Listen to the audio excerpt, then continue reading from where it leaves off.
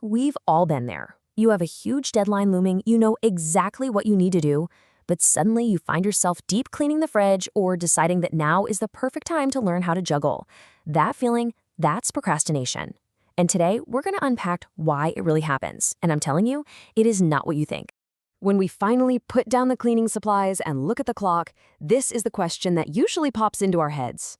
It's that little voice of self-criticism, right? The one that makes you feel guilty, unproductive, like it's some kind of personal failure.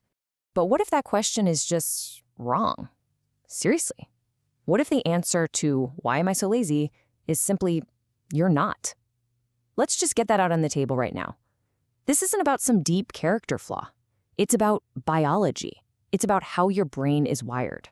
Okay, so let's really get into this, because once you reframe this one idea, everything starts to make a lot more sense. We're going to toss out that myth of laziness and get to what's actually going on.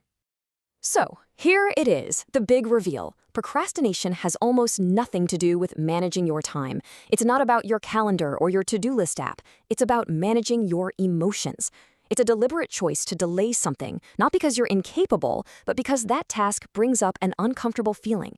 And our brain's number one job, above all else, is to make us feel safe and comfortable.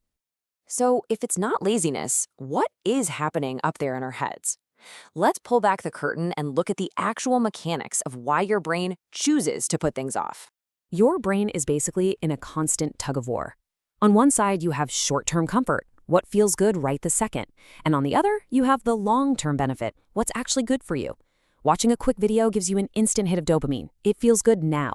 Finishing that big project? Well, that reward is way off in the future. And more often than not, the part of your brain screaming for instant gratification wins out. So what are these bad feelings we're running from? Well, they usually fall into one of these buckets. Sometimes a task is just plain boring or super stressful. Other times, we're just chasing that easy dopamine hit from social media or something fun. But a really big one, maybe the biggest, is fear. The fear of failure, the fear of being judged, the fear of just not being good enough. You know, it can feel a whole lot safer to not even try than to try and fall short. That fear is a powerful, powerful thing. And here's the kicker. This whole avoidance thing isn't just a one-off decision. Oh no, it's a cycle, a loop that feeds itself and can be incredibly hard to escape. Let's walk through it. Okay, so it starts simply enough. You're faced with a task. Immediately your brain registers a negative feeling. Maybe it's stress, maybe boredom. So what do? You pivot, you do something else, and for a glorious moment, you feel relief. The bad feeling is gone.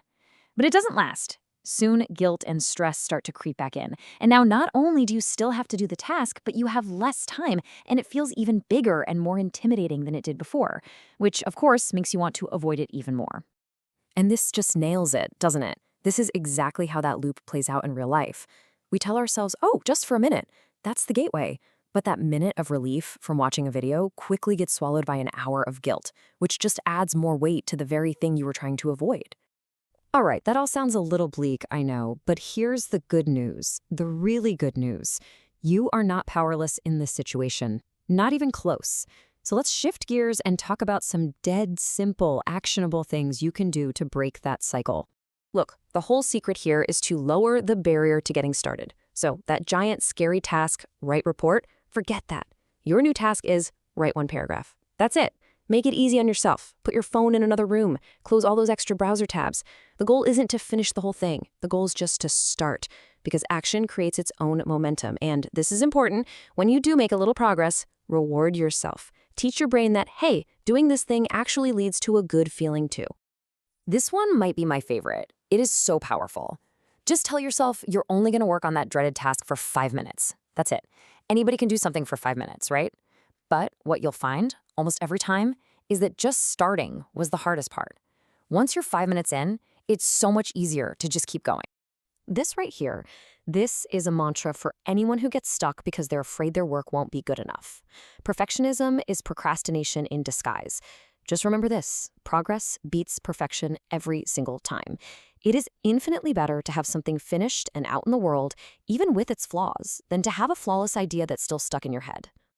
So we've talked about the why, we've broken down the cycle, and we've got some strategies. But the real lasting change comes from a fundamental shift in how you think about this whole thing. This is the question that changes everything. The next time you feel yourself wanting to procrastinate, just pause for a second. And instead of beating yourself up, get curious. Ask, what feeling am I trying to run away from right now? Am I bored? Am I overwhelmed? Am I scared I'm going to mess this up? Just identifying the emotion is half the battle. It takes you out of self-judgment and into self-awareness. And really, that's what it all comes down to. The goal isn't to never feel discomfort again. That's impossible. The goal is to build up your tolerance for it, to learn how to take action even when you feel that resistance. Every time you work for just 5 minutes, you're proving to your brain that you can handle that uncomfortable feeling. And the more you do that, the less power that feeling has over you. That's how you break the cycle. That is how you take back control.